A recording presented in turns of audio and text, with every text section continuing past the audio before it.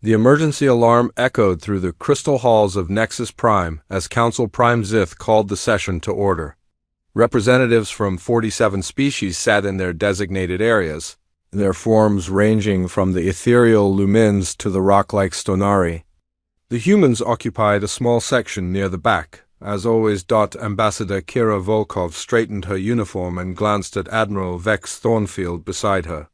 His weathered face showed no emotion, but she knew him well enough to see the tension in his jaw.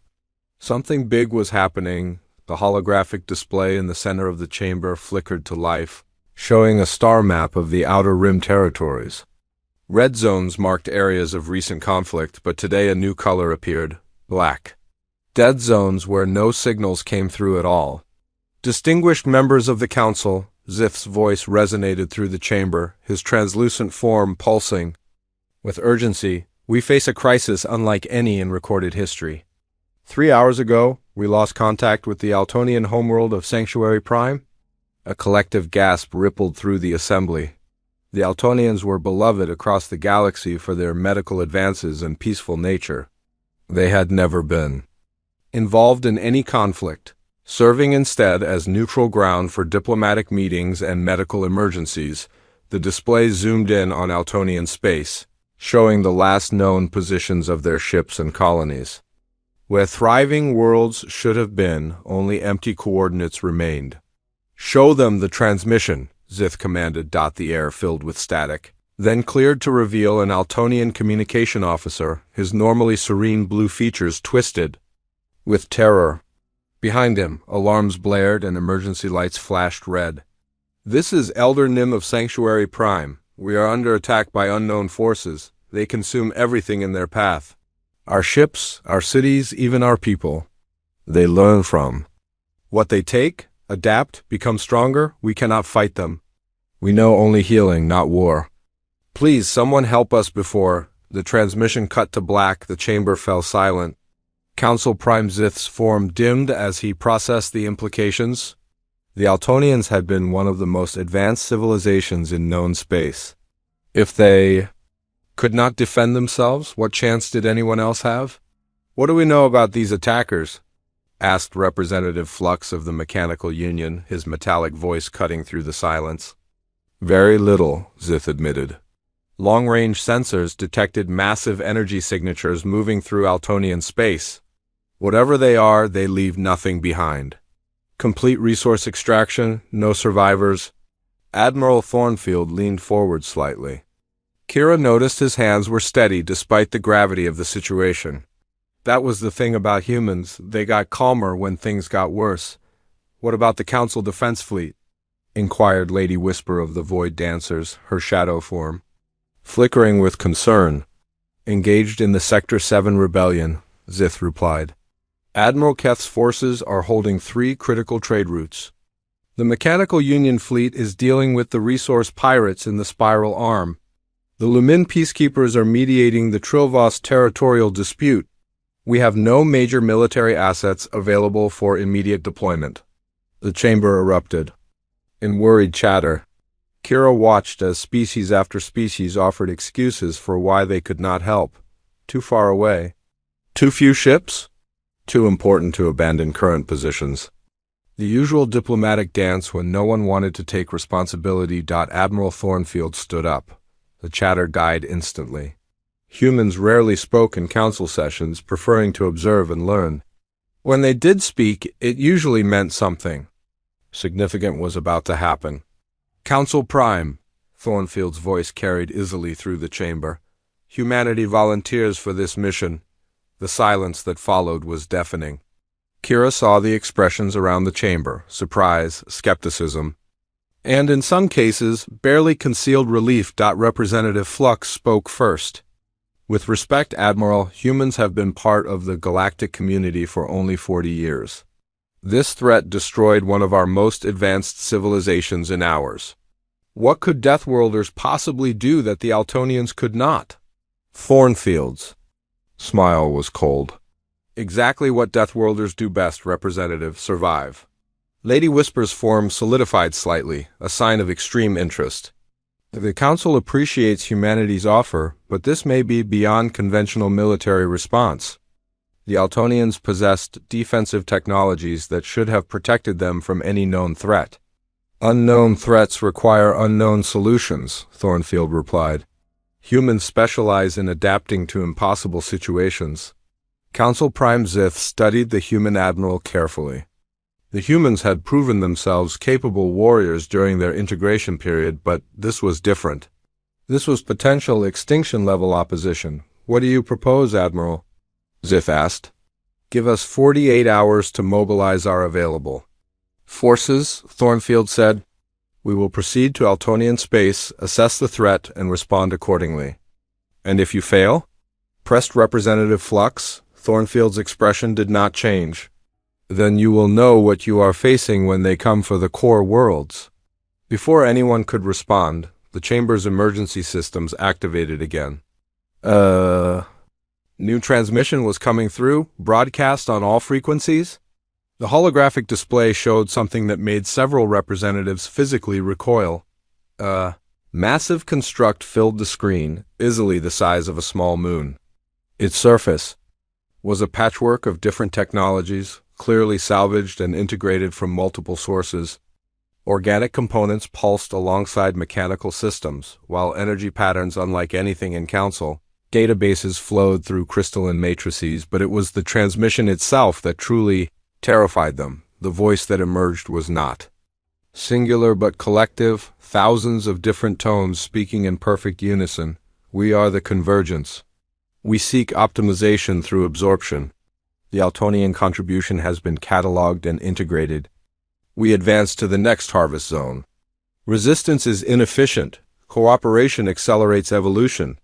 The image shifted to show Altonian ships being literally consumed by smaller versions of the massive construct. The vessels were not destroyed, but dismantled piece by piece, their technology and crew absorbed into the attacking force. In real time, the Council watched an entire civilization being digested. Calculation complete, the collective voice continued. Primary harvest targets identified. Efficiency requires elimination of interference patterns. The species designated human represents the highest probability of systematic disruption. Convergence protocols adapted for priority engagement. The transmission ended. The chamber exploded into panicked discussion. The implications were clear. This convergence was not just attacking randomly. They had specifically identified humanity as a threat that needed to be eliminated. Council Prime Zith raised his appendages for silence. When the chamber quieted, he turned to the human delegation. Admiral Thornfield, he said formally, the Council hereby grants humanity full military authority to respond to this crisis. What do you need from us? Thornfield stood again, and this time Kira saw something in his eyes that she had never seen before. Not fear, not anger, but anticipation. Nothing, Council Prime, he said quietly. We have been preparing for this day. Since we joined the galactic community. The admission sent ripples of confusion through the chamber.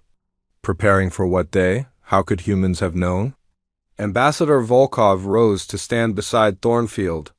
What the Admiral means, she said diplomatically, is that humanity has always planned for worst-case scenarios. It is our nature.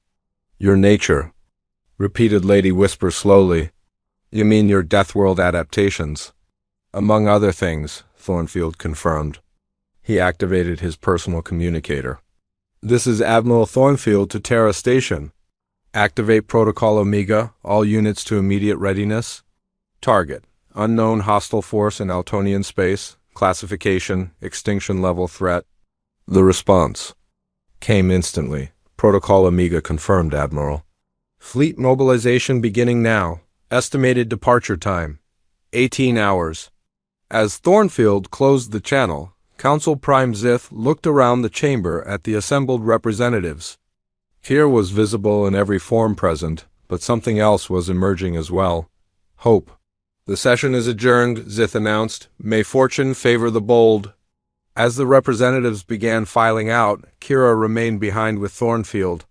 Vex, she said quietly, are we really ready for this? The Admiral looked at the lingering holographic display showing the convergence construct. His smile was grim but determined. "Kira," he said, "they have no idea what they just declared war on." Terra Station hung in orbit around Earth like a massive steel flower, its rotating sections gleaming in the sunlight. Inside the command center, Admiral Thornfield stood before a holographic display showing ship positions throughout human space. Numbers scrolled past as vessels changed course and headed for designated rally points. "Protocol Omega activation complete," reported Commander Maya Steele, her crisp uniform bearing the insignia of the Human Special Operations Division. "All available fleet assets responding. Estimated total force, 237. Vessels," Thornfield nodded. "To most galactic species, that would seem like a modest force. The Council Defense Fleet numbered in the thousands. But those species did not understand how humans built their ships or trained their crews." Lieutenant Jake Rivers approached with a data tablet, his young face serious with concentration. "Admiral, the intelligence analysis is complete. Dr. Cross wants to brief you immediately." The conference room adjacent to the command center filled quickly with senior officers. Dr. Elena Cross stood at the head of the table, her presentation already prepared. Charts and diagrams covered the walls, showing ship configurations and tactical analyses. "Based on the Altonian transmission and our sensor data," Dr. Cross began, "we are facing an opponent unlike anything in Council records. The Convergence operates as a collective intelligence with the ability to adapt and integrate new technologies in real time." General Marcus Stone, Earth's military liaison, leaned forward. "How is that different from any other aggressive species?" "The Vorthan Empire conquered half the Outer Rim using superior technology." "The Vorthans replaced existing technology," Dr. Cross explained. "The Convergence absorbs it. Every ship they capture makes them stronger. Every world they consume adds to their capabilities. They are not just conquering, they are evolving." Chief Engineer Rosa Martinez pulled up additional displays. "I have been analyzing the energy signatures from their construct. The power source is unlike anything we have encountered. It appears to be some form of exotic matter manipulation, possibly dark energy conversion." "What does that mean for our weapons?" asked Commander Steele. "Standard Council weapons will be largely ineffective," Martinez admitted. "Their shielding adapts to energy frequencies after the first few hits. Kinetic weapons might work better, but they will learn from those too." The room fell silent as the implications sank in. They were preparing to fight an enemy that became stronger with every engagement. Admiral Thornfield walked to the central display. "Show me Protocol Omega assets." The display changed to show a different class of ships entirely. These vessels were sleeker and more angular than standard human designs, with weapon configurations that looked distinctly non-standard. "For the past 20 years, Thornfield said quietly, humanity has been developing contingency plans for exactly this type of scenario. While we participated in Council peacekeeping operations, we also prepared for threats the Council had never imagined." Lieutenant Rivers activated his tablet.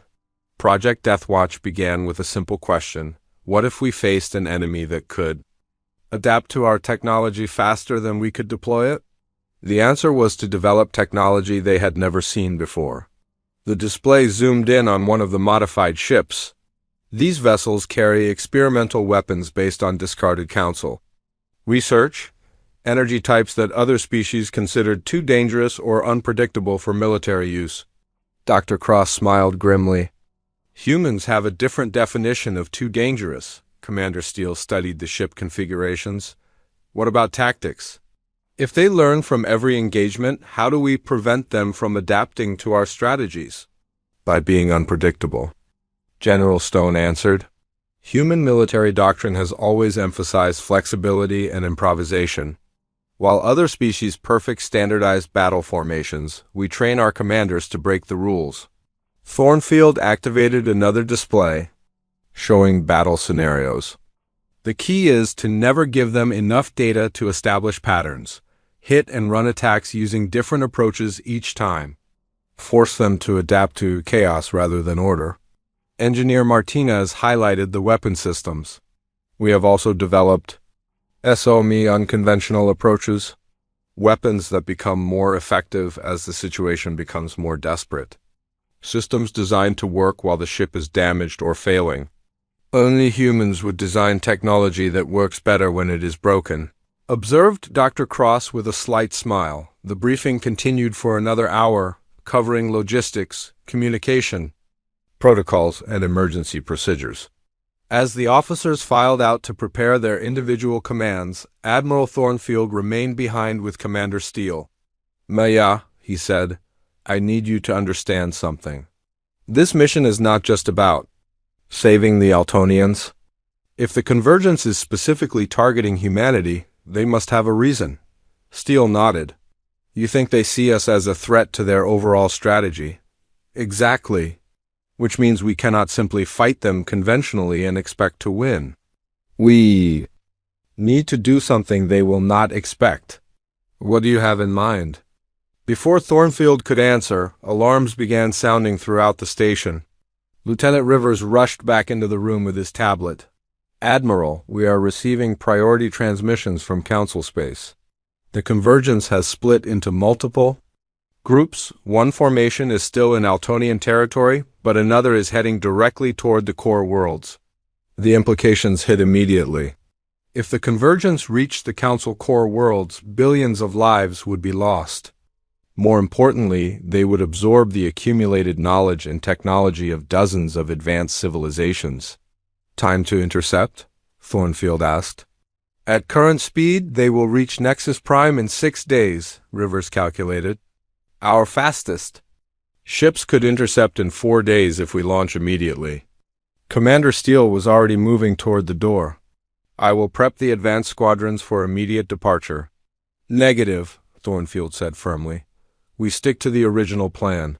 Full fleet deployment in 18 hours. Steele stopped.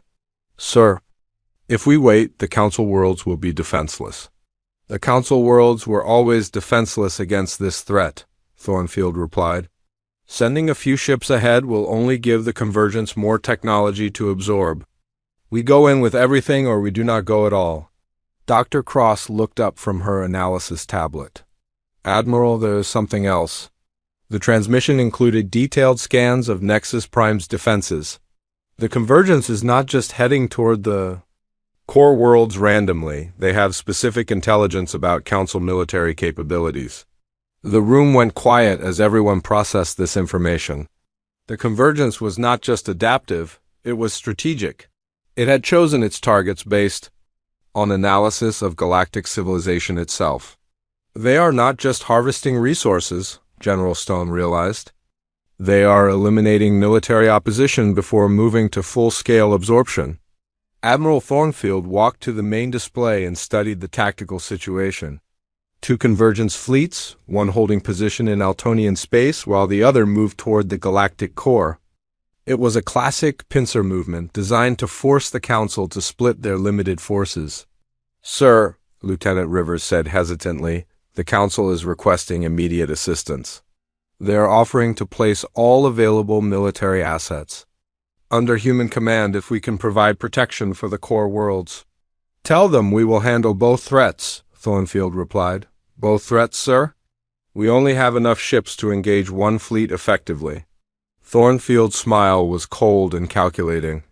"Lieutenant, you are thinking like a Council species. We are not going to engage both fleets separately." Commander Steele returned to the room. "Admiral, what are your orders?"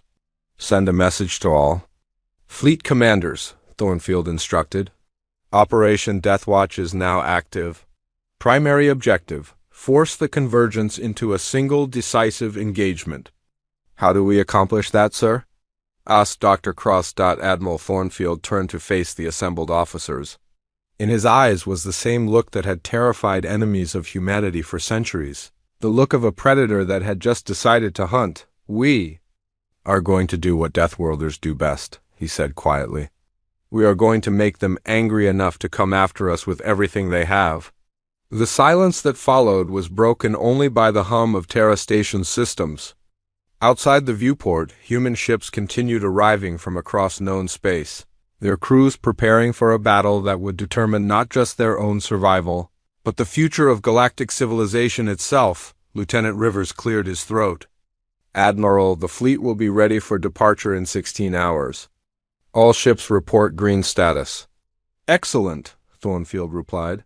Make sure every captain understands their role. We get exactly one chance to prove that humanity belongs in this galaxy. As the officers dispersed to their final preparations, Admiral, Thornfield remained alone in the conference room, studying the star charts. Somewhere out there, an ancient enemy was coming for his species. They had made one critical error in their calculations. They had assumed humans would fight like everyone else. The human fleet dropped out of hyperspace at the edge of Altonium territory, and the sight that greeted them was beyond anything they had prepared for. Where thriving worlds should have been, only skeletal remains floated in the void.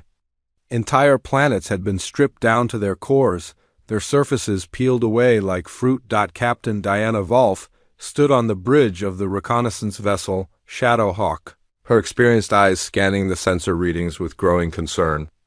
Admiral, you need to see this. The devastation is systematic. They did not just attack these worlds, they harvested them. Admiral Thornfield's voice came through the communication system from his flagship, the Defiant. Elaborate, Captain. Every useful material has been extracted and processed. Metals, rare elements, even organic compounds. What they left behind suggests they can break down matter at the molecular level and reconstruct it into whatever they need. Sergeant Tom Bradley, leader of the Marine boarding teams, studied the tactical displays from his transport ship. The remaining structures showed clear signs of intelligent deconstruction rather than random destruction. Admiral, Bradley reported, if they can do this to entire planets, our ships will not provide much resistance if they get hold of us. Understood, Sergeant? Captain Volf, any signs of survivors? Volf checked her long-range sensors again. Negative on inhabited worlds. But I am detecting some energy signatures in the asteroid fields of the sanctuary system. Could be debris, could be something else. Investigate, but maintain safe distance. All units, implement dispersal pattern alpha. Do not cluster our ships where they can be targeted as a group. The Shadowhawk moved deeper into Altonian space, using the asteroid fields for cover. As they approached the energy signatures, Volf's communications officer picked up a weak transmission. Captain, I have something. Very low power, heavily encrypted. It is using Altonian protocols, but the signal is fragmented. Clean it up and put it through. The transmission resolved into a recognizable pattern, and suddenly the bridge speakers carried a familiar voice.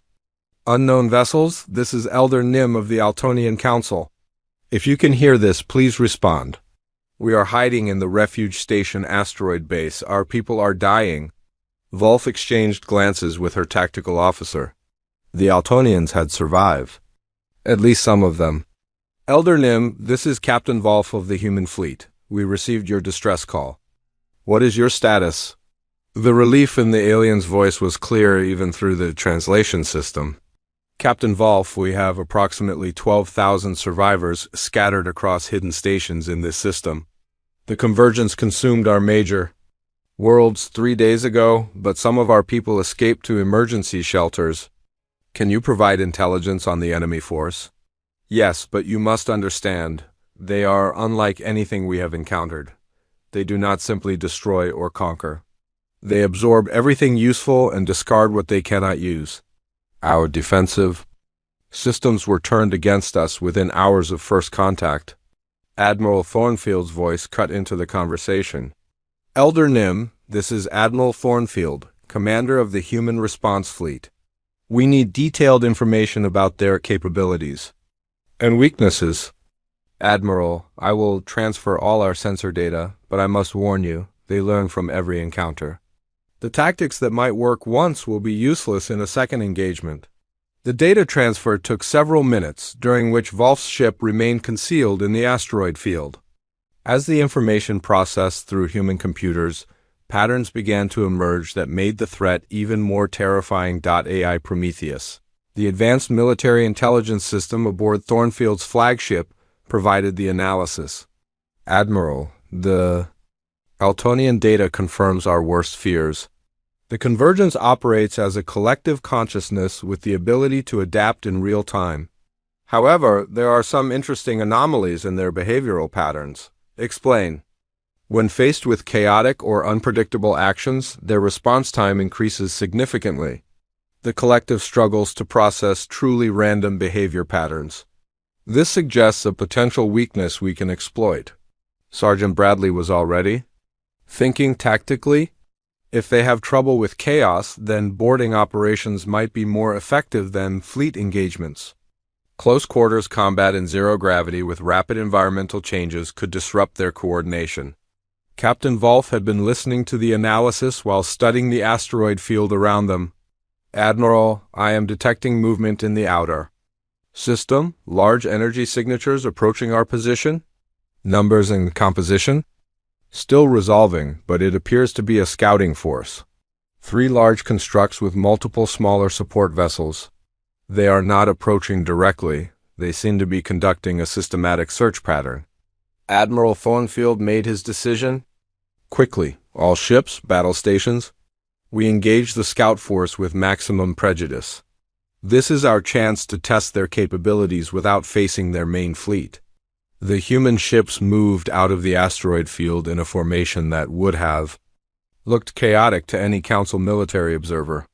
Instead of orderly battle lines, they attacked from multiple angles simultaneously, with each ship using different weapon systems and tactics. The Convergence scouts were clearly not prepared for this approach.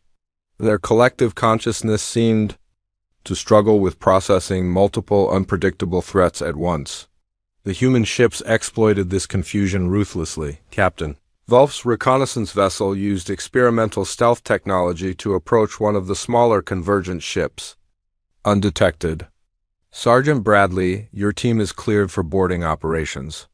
Remember, create as much chaos as possible once you are inside. Bradley's Marines launched in modified assault pods that could function even if damaged. As they breached the Convergence vessel's hull, they implemented tactics no civilized species would consider: explosive decompression followed by rapid repressurization, electromagnetic pulse grenades that disrupted both organic and mechanical systems, and close-quarters combat. Designed to create maximum confusion, the boarding was successful beyond expectations. The Convergence Collective seemed unable to coordinate an effective response to the chaotic human tactics. Bradley's team gathered intelligence while systematically sabotaging the ship's systems. Admiral, Bradley reported from inside the enemy vessel, you need to know what we found in here. This is not just advanced technology, it is a combination of dozens of different civilizations' developments.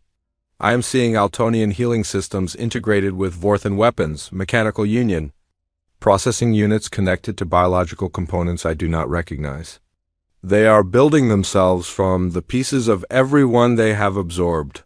Wolf realized. The tactical situation suddenly changed as the main Convergence fleet appeared at the edge of the system. Long-range sensors showed a force that dwarfed the human fleet, dozens of massive constructs supported by hundreds of smaller vessels, but Admiral Thornfield was smiling. Perfect. AI Prometheus, transmit our findings to all human ships. Implement Protocol Chaos immediately. Admiral, Eldenim's voice cut through the tactical chatter, that is their main fleet. You cannot possibly defeat them in direct combat. We are not going to defeat them in direct combat, Thornfield replied. We are going to do something they will not expect. We are going to make them chase us. The human fleet began a fighting withdrawal, but not in any pattern the Convergence could predict. Ships would break off individually to attack isolated targets, then rejoin the main force at unexpected points. Some vessels deliberately damaged themselves to change their performance characteristics, making their behavior impossible to model. As the running battle continued, something unexpected happened. The Convergence Collective began making mistakes. Ships would fire at positions where human vessels should have been based on logical projections, only to find empty space. Their coordination started breaking down as they tried to adapt to truly random behavior. Captain Volf monitored the battle from her position near the asteroid field. "Admiral, their response time is definitely increasing. They are struggling to process our tactics." "Good. Sergeant Bradley, what is the status of your intelligence gathering?" Bradley's voice came through heavy with static from inside the captured convergence vessel. "Admiral, we have accessed their central databases.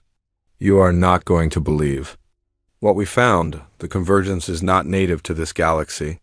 They are the remnants of an ancient civilization that created this collective as a weapon against species like us." "Species like us? Chaotic, adaptive, unpredictable?" "According to their records, they have done this before in other galaxies. They wait for civilizations to develop to a certain level, then harvest everything useful and start over. But this time is different." "How different?" "They specifically came here looking for humanity. We are not just another target, we are the reason for this entire operation." The transmission cut off as Bradley's team had to defend themselves against convergence security forces, but the implications were clear. Humanity was not facing a random invasion. They were facing a cosmic extermination. Protocol designed specifically to eliminate their kind. Admiral Thornfield processed this information while watching his fleet continue its chaotic retreat. The convergence was following exactly as planned, their main force drawn away from the core worlds and focused entirely on chasing the human fleet. "All ships," he commanded, "implement final phase of Protocol Chaos. Lead them to the predetermined coordinates. It is time to show them what happens when Deathworlders stop running and start hunting." Elder Nim's voice carried a mixture of hope and terror. "Admiral, what are you planning?" Thornfield's response was calm and determined. "We are going to give them exactly what they want, a chance to absorb human technology and tactics. They just will not like what they learn from the experience."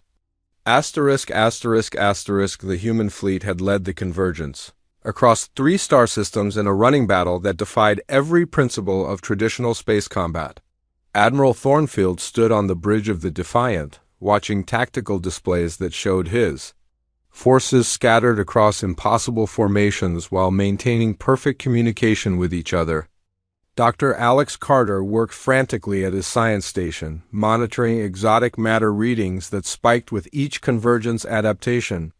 "Admiral, their learning rate is accelerating. They have absorbed enough human tactical data to start predicting some of our movements." "Expected," Thornfield replied calmly. "How long until they adapt completely?" "At current rates, perhaps 6 hours before they can counter our chaos tactics effectively." Captain Lisa Harper's voice crackled through the communication system from her experimental weapons platform. "Admiral, the prototype systems are ready for field testing. We have never tried them against an adaptive enemy before." "Understood, Captain. Begin implementation of Phase 2. The Deathworld Gambit was entering its critical stage. For the past 18 hours, the human fleet had been deliberately allowing the convergence to study their tactics and technology. Every engagement had been carefully calculated to provide specific types of data while concealing the true nature of human military capability. Colonel Mike Santos, veteran of humanity's first galactic conflicts, monitored the operation from his command ship.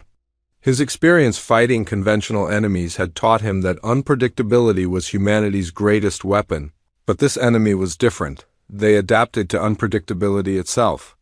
"Admiral," Santos reported, "our psychological warfare specialists have completed their analysis. The convergence collective consciousness shows signs of strain when processing contradictory information simultaneously." "Elaborate." "If we can feed them enough conflicting data about human behavior patterns, we might be able to overload their adaptive systems.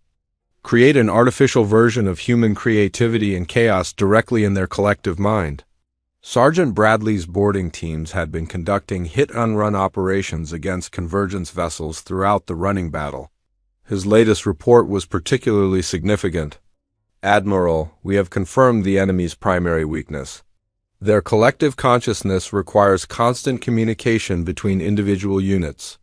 When we disrupt that communication, they revert to basic programming that we can predict and counter. How do we disrupt communication across their entire fleet? Dr. Carter looked up from his instruments. Actually, sir, we might not need to. I have been analyzing the quantum frequencies they use for collective coordination. Human neural patterns naturally generate interference in that spectrum. The implications were staggering. Humanity's chaotic thought processes were literally jamming the convergence. Collective consciousness just by being in proximity. Captain Harper's experimental weapons platform had moved into position for the crucial test. Admiral, beginning deployment of the psychological warfare package. This is either going to work brilliantly or spectacularly fail. Either outcome provides useful data, Captain. Proceed. The weapon that Harper deployed was unlike anything in galactic military databases. Instead of energy beams or kinetic projectiles, it broadcast compressed human cultural data directly at the convergence fleet. Music, literature, art, historical records, and philosophical debates, thousands of years of human creativity transmitted, at speeds that forced the collective consciousness to process it all simultaneously. The effect was immediate and dramatic.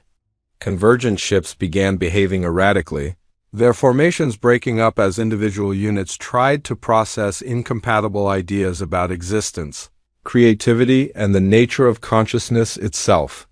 They are experiencing something like mental vertigo, Dr. Carter reported excitedly. Human cultural complexity is creating cascade failures in their collective processing systems, but the victory was short-lived. The Convergence Collective began adapting even to this new form of warfare. Their ships regrouped and started broadcasting countersignals designed to neutralize the human cultural transmission.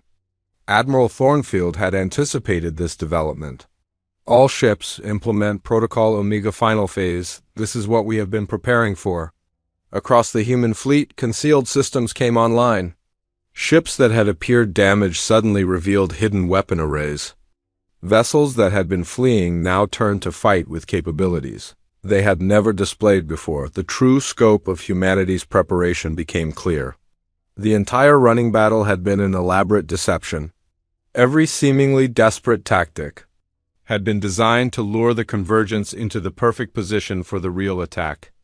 Colonel Santos smiled grimly as his ship's true armament activated. Admiral, the reserve fleet is in position. Admiral Knox sends his regards. The space around the battlefield suddenly filled with additional human ships, a secret reserve force that had been hiding in stealth mode throughout the entire engagement. Admiral James Knox commanded vessels that carried the most advanced weapons humanity had ever developed, but the Convergence Collective was not finished adapting. As the hidden human fleet revealed itself, the enemy ships began reconfiguring their own systems. They had learned enough from the captured human technology to create countermeasures. Admiral, Dr. Carter warned, they are implementing our own adaptive strategies against us. They have essentially created artificial human creativity within their collective consciousness. The battle intensified as both sides fought with constantly evolving tactics. Human unpredictability met convergence adaptation in a conflict that pushed both technologies and strategies beyond their normal limits. Then something unprecedented happened. Direct communication was established between Admiral Thornfield and the Convergence collective consciousness itself. The voice that spoke was not the unified collective from before, but something new, a hybrid of human chaos and convergence order. We acknowledge the species designation human as a significant tactical challenge. You have exceeded all predictive models. We are just getting started, Thornfield replied. Proposal: cessation of hostilities in exchange for voluntary integration.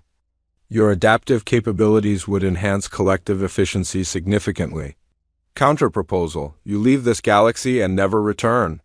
The pause that followed lasted several seconds, an eternity in terms of collective consciousness processing time. When the response came, it carried a tone that might have been respect. Proposal rejected.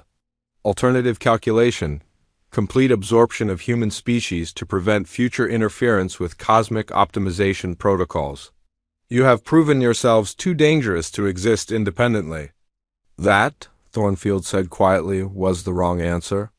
Admiral Knox's reserve fleet moved into attack formation, revealing weapons that defied conventional understanding. Devices that weaponized chaos itself, turning randomness into a directed force. Systems that became more effective as they took damage, designed to thrive in impossible conditions. Captain Harper tested the ultimate human military innovation, weapons that learned from being used against adaptive enemies, becoming more effective with each engagement rather than less. The Convergence Collective found itself facing an opponent that not only adapted to their tactics but evolved beyond them in real time. For the first time in their existence, they encountered a species that could out-evolve their own adaptive systems. Dr. Carter monitored the quantum interference patterns.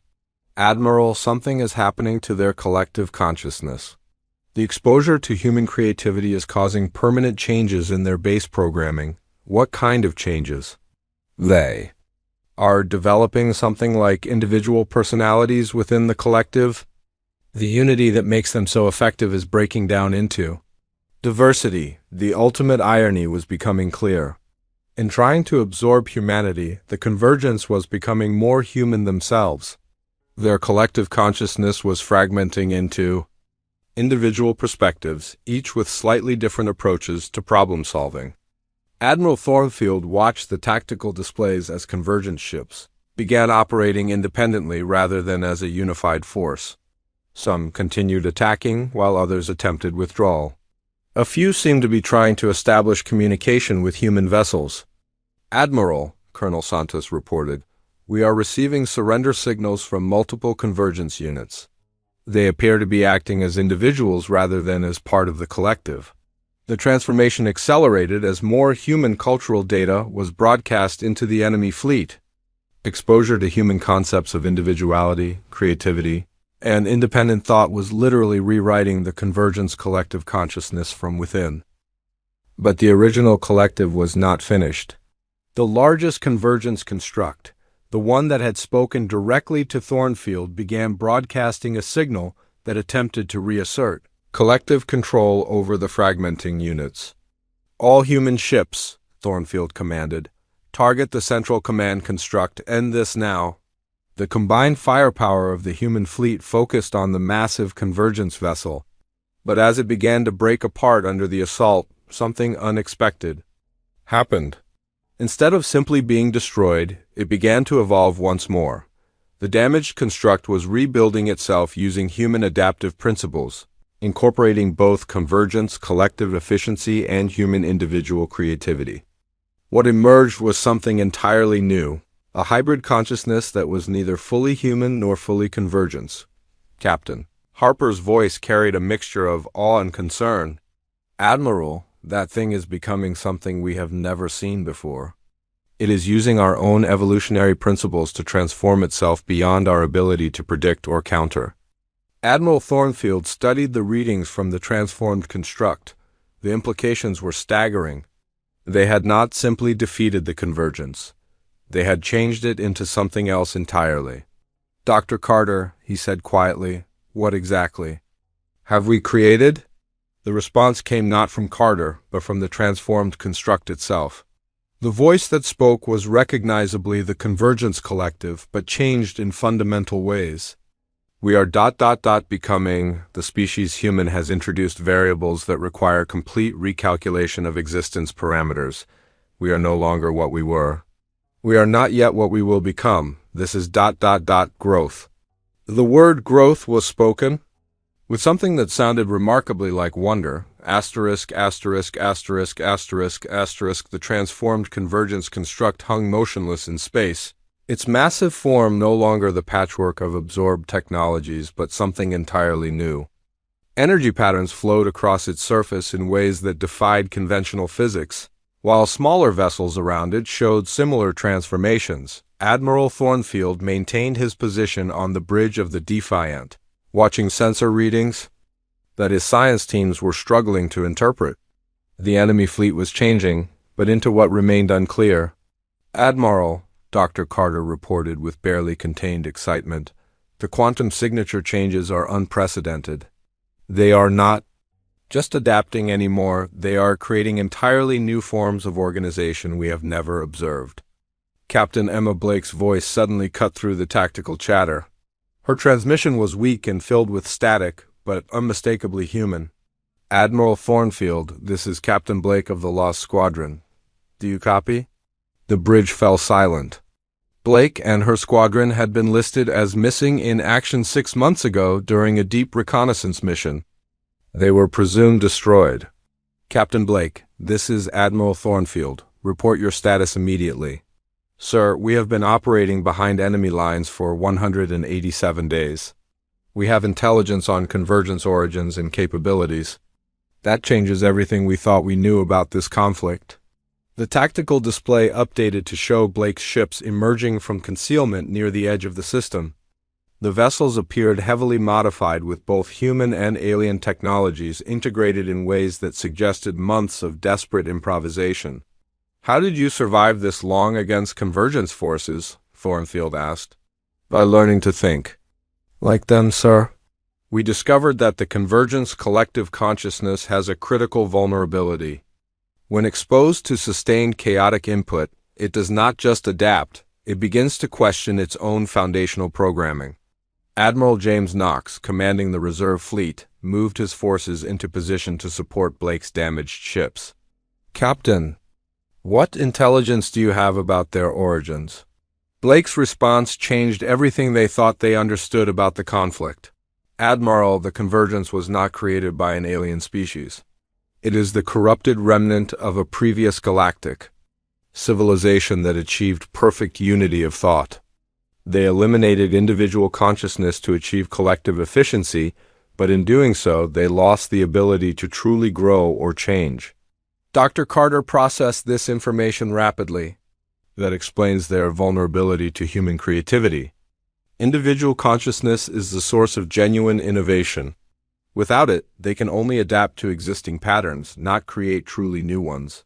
The transformed central construct began broadcasting again, but the voice that emerged was different from anything they had heard before. Multiple tones spoke simultaneously, but not in perfect unison.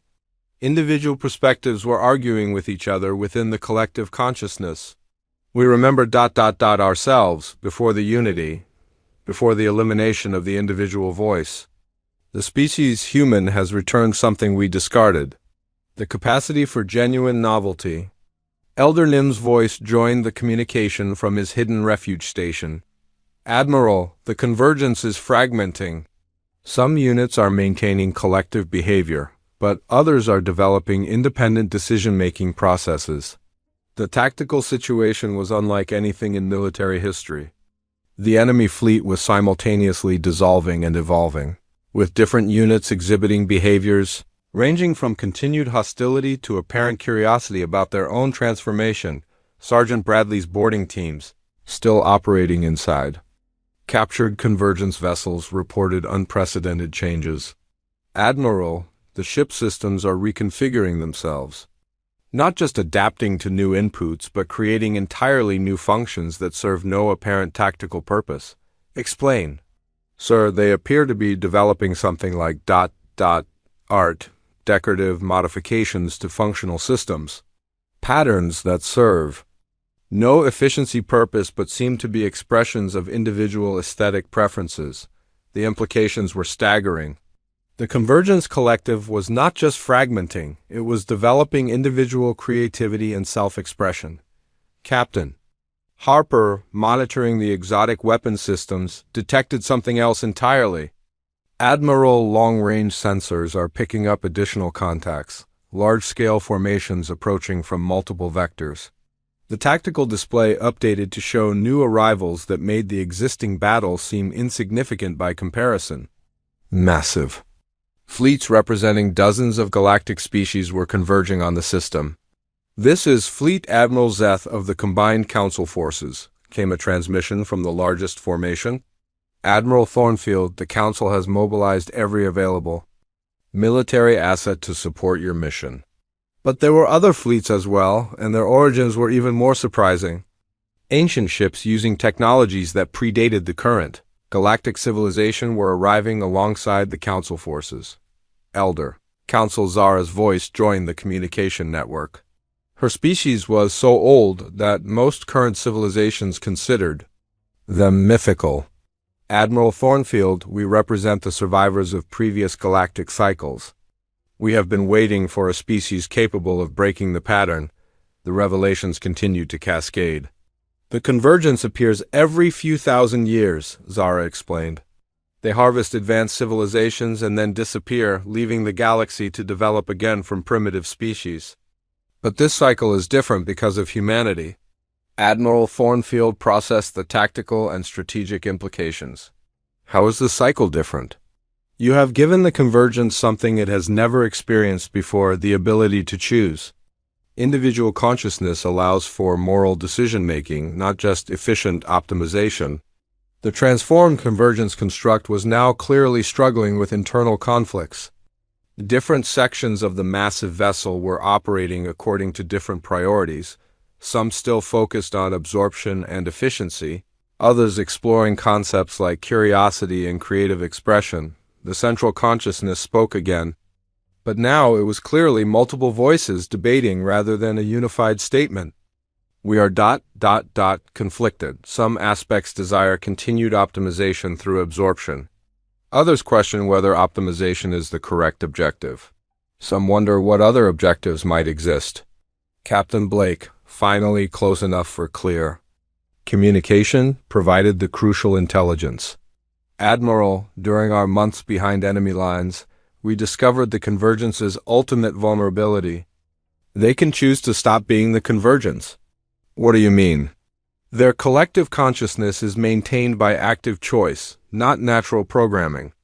If enough individual units choose independence over collective unity, the entire structure can be permanently dissolved. Dr. Carter's excitement was evident in his voice. We are not just fighting them, we are offering them a chance to become something else entirely. The battle, if it could still be called that, had evolved into something unprecedented in galactic history. Human forces were no longer fighting to destroy the convergence, but to accelerate their transformation into individual conscious beings. The process was not without danger. Some convergence units, unable to cope with individual consciousness, became violently unstable. Others embraced independence so enthusiastically that they began attacking their former collective members, but the majority were simply confused, experiencing individual thought and emotion for the first time in millennia. Human psychological specialists working alongside species like the Altonians, who specialized in healing and guidance, began providing support for the transformation process. Elder Nim's medical teams reported unprecedented success. Admiral, we are essentially midwifing the birth of individual consciousness in beings who have not experienced it for thousands of years. It is the most remarkable healing process we have ever attempted. The largest convergence construct, the one that had served as the central command node, was undergoing the most dramatic transformation. Its massive structure was literally breaking apart as different sections chose different paths forward. Some components chose to remain connected but as voluntary associations rather than forced collective unity. Others opted for complete independence, transforming into smaller vessels capable of autonomous operation. A few sections chose something entirely new, hybrid forms that maintained collective capabilities while preserving individual consciousness. They were becoming something that had never existed before in galactic history, the voice that had once spoken for the entire Convergence Collective now represented just one perspective among many.